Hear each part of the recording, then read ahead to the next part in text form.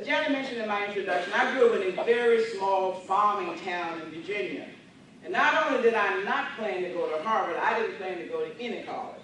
I didn't think I needed an education. I thought I could make it without one. But as I was forced to look at my circumstances, I realized that I needed a college education if I was to make anything of my life. So at the ripe age of 22, I enrolled as a full-time student at Howard University, and that changed the course of my life. It was at Howard that I met a professor and was greatly influenced by him. His name was H. Naylor Fitzhugh, and he became my mentor. He was the first black man, among the first black men to get his MBA from Harvard in 1933. I had not heard a black person speak with such conviction and eloquence about business and our race, and he said, business is a way for blacks to take control of their destiny. And if you notice, in many of Martin Luther King's speeches, he talked about economic heritage. In the end, Professor Fitzhugh had a great deal of influence on me, and he convinced me that I had the intelligence and every right to go to Harvard University.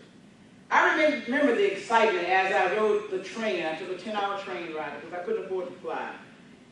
And I arrived at my living accommodations on Radcliffe Graduate Dorm. The women had to live at Radcliffe because the dorms at the Harvard Business School were not co-ed.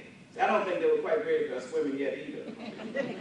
When I got to my dorm about 1 o'clock, I was told that my room would not be ready until about 3 o'clock. And the lady told me I could leave my bags at the dorm, but there was a park down the street, and she suggested that I go and wait in the park until my room was ready.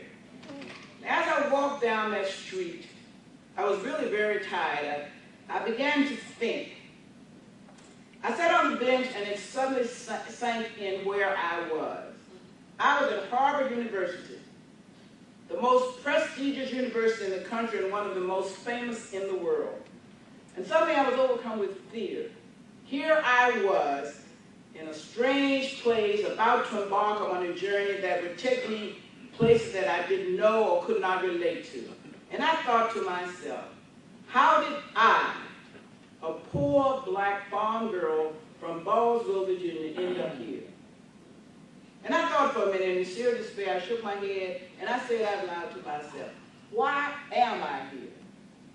I wanted to do nothing more than get on the train and go home to my family and friends where I was very comfortable. But I wondered to myself, had I done the right thing to come to Harvard?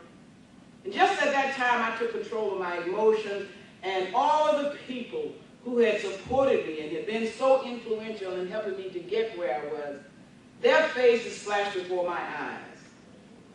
There was my mother, a former school teacher who wanted nothing more than for her daughter to continue her education. My mentor at Howard University, Professor Fitzhugh, who had been so instrumental in helping me to get there. Another professor at Howard, who one day handed me a Harvard Business School application and demanded that I complete it. There was a cousin who kept telling me to stop wasting my time on menial jobs and get a college education. And then there was my father, a man with a third-grade education, who didn't even know the name of the school that I was attending, but he was so proud to tell people, Lillian is going to the same school that President Kennedy went to.